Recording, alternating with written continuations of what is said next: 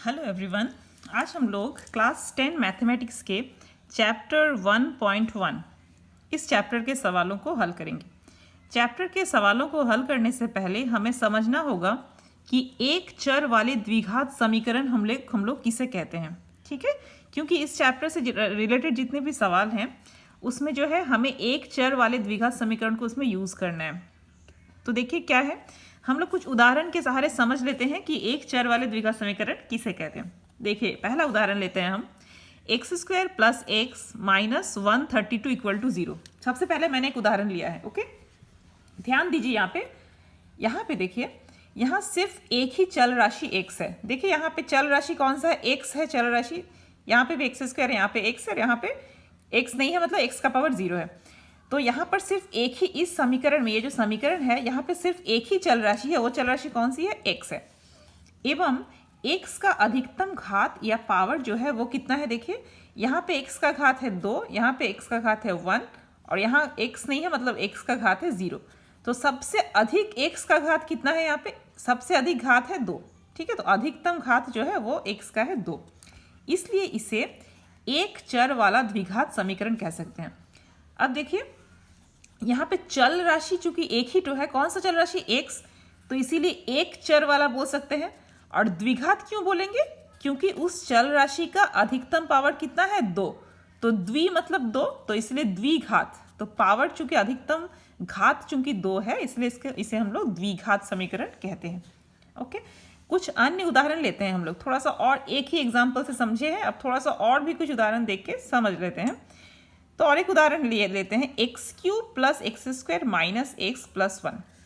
तो क्या ये एक चर वाला द्विघात समीकरण है? ध्यान दीजिए, सबसे पहली बात, यहाँ पे चल राशि कितना है, देखिए यहाँ पे भी x है, यहाँ पे भी x है, यहाँ पे भी x है। तो इसका मतलब इसमें चल राशि एक ही है, तो ये एक चर वाला तो है, लेकिन द्विघात समीकरण है क्या? देखिए यहाँ पे x का अधिकतम पावर कितना है, 3 है ना, 2 तो नहीं है। अगर 2 होता अधिकतम पावर तब हम लोग इसको द्विघात समीकरण कहते। तो इसका मतलब ये एक चर वाला द्विघात समीकरण नहीं है, ठीक है। अच्छा, नेक्स्ट देखते हैं, x² + x - 132। अब ध्यान दीजिए, x² और + x - 132, इसमें चल राशि या चर कौन है, बोलिए। सिर्फ x जो है इसमें चर है या चल राशि एक ही है, कौन सा है, x। तो ये एक चर तो है। अब द्विघात है कि नहीं देख लें। तो यहाँ पे देखिए द्विघात भी है, क्योंकि x का अधिकतम पावर है 2। लेकिन क्या ये समीकरण है? नहीं है, क्योंकि देखिए यहाँ पे बराबर में कुछ भी नहीं है। बराबर के मतलब ये सिर्फ एक व्यंजक है, इसके इक्वल टू के इधर राइट साइड में कुछ भी नहीं है, तो इसीलिए समीकरण नहीं है, ठीक है। तो इसका मतलब ये एक चर वाला द्विघात समीकरण नहीं है। इसको हम लोग एक चर वाला द्विघात व्यंजक बोल सकते हैं, लेकिन ये समीकरण नहीं है। क्योंकि समीकरण मतलब एक बराबर रहेगा, बराबर के लेफ्ट साइड में कुछ राशियां रहेंगी और बराबर के राइट साइड में कुछ राशियां रहती है, तब हम लोग उसको कहते हैं क्या, समीकरण बोलते हैं। तो ये तो समीकरण ही नहीं है, ठीक है। अच्छा, अब नेक्स्ट देखिए, x + 1 = 0। तो ये तो समीकरण है, पता चल रहा है, देखिए। लेकिन यहाँ पर चल राशि कितना है, 1 है, तो ये एक चर भी है, लेकिन इसमें x का अधिकतम पावर कितना है, 1 है। तो इसका मतलब ये द्विघात समीकरण नहीं है, इसका मतलब ये एक चर वाला द्विघात समीकरण नहीं है। तो ये तीनों ही जो है एक चर वाला द्विघात समीकरण नहीं है, ओके। तो एक बार फिर हम तो समझ लें, जिस बीजगणितीय समीकरण को ax² + bx + c = 0 के आकार में लिखा जा सके, जहां a, b, c वास्तविक संख्या है एवं a ≠ 0, उन्हें एक चर वाला द्विघात समीकरण कहते हैं। तो ये एक चर वाला द्विघात समीकरण को हमने यहाँ पे आपको समझा दिया, और यहाँ पे इसकी परिभाषा है, ठीक है। कि अगर आपसे परिभाषा पूछे कि एक चर वाला द्विघात समीकरण किसको कहते हैं, तो हम लोग क्या लिखेंगे, ax² + bx + c = 0 के आकार में जिस समीकरण को लिख सकते हैं उसको हम लोग एक चर वाला द्विघात समीकरण कहते हैं, जहाँ पर a, b और c जो है ये वास्तविक संख्या है और a ≠ 0, ठीक है। जैसे यहाँ पे देखिए इस समीकरण में ax², यहाँ पे a कितना है, 1 है, तो 1x² + bx, यहाँ इससे कंपेयर कीजिए, तो bx मतलब b भी 1 है, देखिए 1x - 132, तो इसका मतलब c कितना है, c है -132 = 0। तो ये वाला है द्विघात, एक चर वाला द्विघात समीकरण। ओके, उसके बाद देखिए द्विघात बहुपदी व्यंजक। तो एक बार समीकरण तो हमने देख लिया कि द्विघात समीकरण किसको कहते हैं, लेकिन द्विघात बहुपदी व्यंजक को एक बार देख ले, जिन्हें ax² plus bx plus c के आकार में लिखा जा सकता है, जहां a, b, c वास्तविक संख्याएं हैं एवं a नॉट इक्वल टू 0। ठीक है, तो व्यंजक के बारे में मैंने आपको बताया कि वहां पे इक्वल टू का कोई ज़रूरत नहीं है, तो सिर्फ ax² plus bx plus c इस आकार में जिसको लिखा जा सकता है उसको हम लोग द्विघात बहुपदी व्यंजक कहते हैं। और इक्वल टू 0 यदि हो जाए तो द्विघात समीकरण कहेंगे। ठीक है, और जहाँ पर ए बी सी जो है ये रियल नंबर्स हैं या वास्तविक संख्या है, और याद रखना है कि a नॉट इक्वल टू 0। क्यों? क्योंकि अगर a 0 हो जाएगा तो यहाँ पे 0 इंटू x² हो जाएगा। इसका मतलब ये जो राशि है ये राशि 0 हो जाएगा, तो इस समीकरण में x का अधिकतम पावर कितना हो जाएगा? 1 हो जाएगा। तो अगर x का अधिकतम पावर 1 होगा तो क्या इसको हम लोग द्विघात कह सकते हैं? नहीं, तब उसमें एक घातीय हो जाएगा वो। इसलिए या ध्यान रखना है कि a जो है वो 0 नहीं होना चाहिए, b 0 हो सकता है लेकिन a जो है वो 0 नहीं होना चाहिए।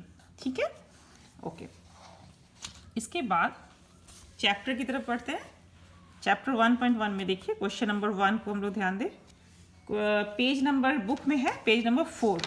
ठीक है, तो देखिए क्या कहता है क्वेश्चन।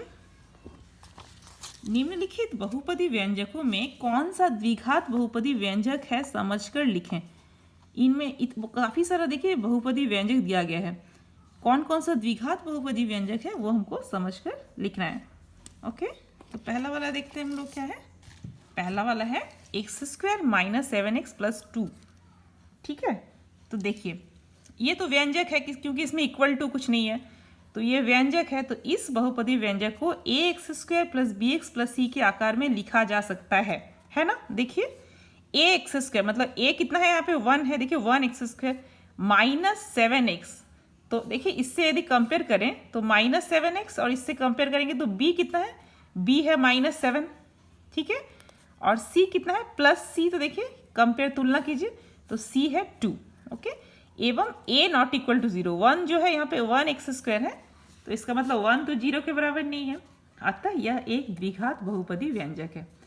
ठीक है, तो कैसे चेक करेंगे हम लोग कोई भी व्यंजक द्विघात बहुपदी व्यंजक कैसे है, चेक कैसे करेंगे? अगर उस व्यंजक को ax² plus bx plus c के आकार में लिखा जा सकता है जहाँ पे a not equal to 0। Okay, इसके बाद दूसरा नंबर भी चेक कर ले। क्वेश्चन नंबर 2 में वही और एक व्यंजक है 7x⁵ minus x into x plus 2।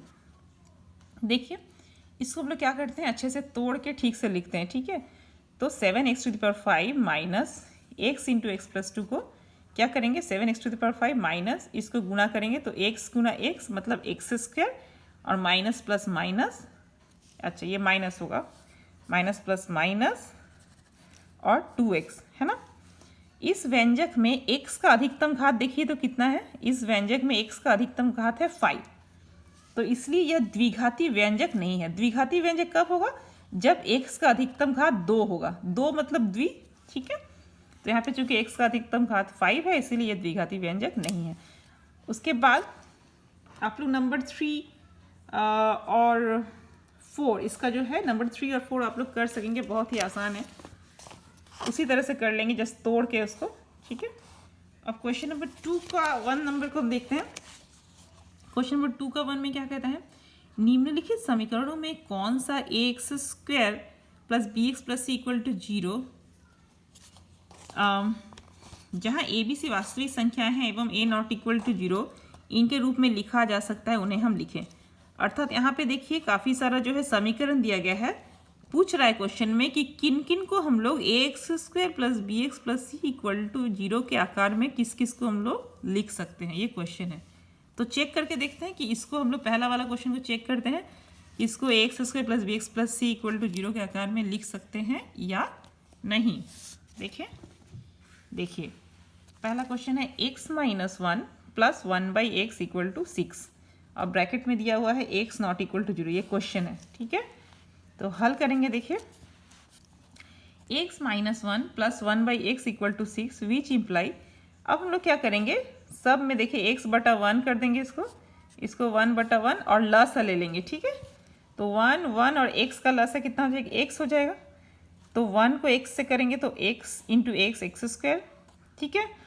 फिर 1 फिर x माइनस एक्स प्लस ये हो जाएगा x1 जा x तो 1 हो जाएगा बराबर 6, ठीक है। आपको लसा लेके करना आता है, आपको जोड़ घटाव करना भिन्न का, उसी तरह से जैसे भिन्न का जोड़ घटाव करते हैं वैसे ही इसको हम लोग जोड़ घटाव कर लेंगे, ठीक है। अब क्या करेंगे हम लोग, इसको 6/1 कर देंगे और इसको तिरछा गुना कर लेंगे। तो तिरछा गुना करेंगे तो कितना आएगा, 1 से गुना करेंगे तो ये पूरा उतर जाएगा।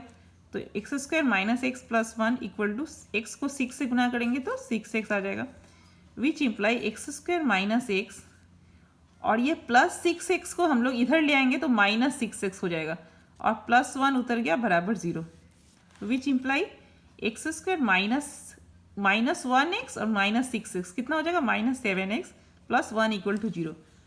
तो देखिए क्या ये देखिए A X square plus B X plus C के आकार में लिखा जा सकता है, देखिए क्योंकि ए कितना है, ए है 1, बी है -7 और सी है 1, ठीक है। एवं जहाँ ए नॉट इक्वल टू 0, देखिए ए तो यहाँ पे 1 है मतलब 0 नहीं है, ओके। तो ए नॉट इक्वल टू 0, तो इसको हम लोग लिख सकते हैं A X square plus B X plus C के आकार में, जहाँ ए बराबर ए कितना है, ए है 1, बी कितना है, बी है -7, बी इक्वल टू -7 और सी कितना है, सी इक्वल टू 1, ठीक है। उसके बाद क्वेश्चन नंबर 2 का 3 नंबर देखते हैं। क्वेश्चन नंबर 2 का 3 ध्यान दीजिए बुक में, 2 का 3 है X square minus 6 root X plus 2 equal to 0।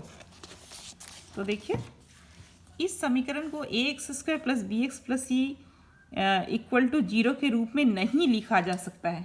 देखिए ध्यान दीजिए, ए एक्स स्क्वायर तो लिख सकते हैं लेकिन बी एक्स लिख सकते हैं नहीं, क्यों, देखिए क्योंकि यहाँ पे रूट एक्स है, रूट एक्स मतलब एक्स का पावर हाफ, ठीक है।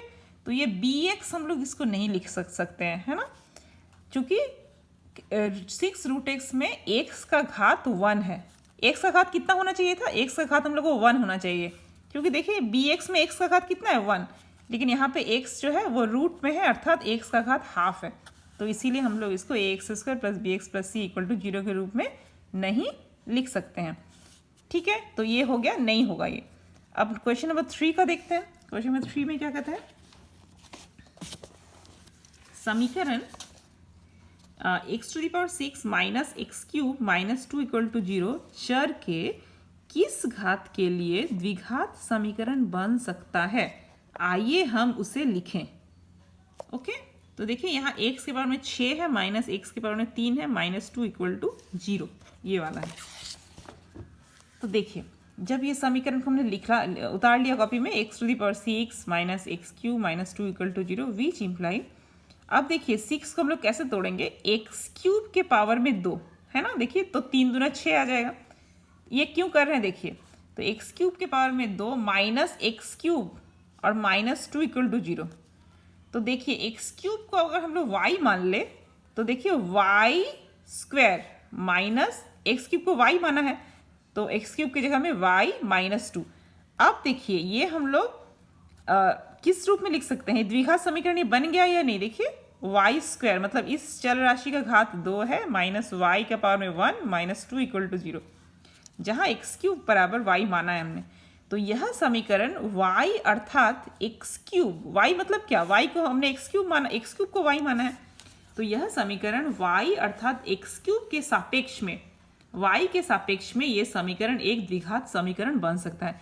x के सापेक्ष में तो द्विघात नहीं था क्योंकि x का पावर अधिकतम पावर था 6, लेकिन जब हमने x³ को y मान लिया तो y के सापेक्ष में अर्थात x³ के सापेक्ष में ये समीकरण द्विघात समीकरण बन गया, ठीक है।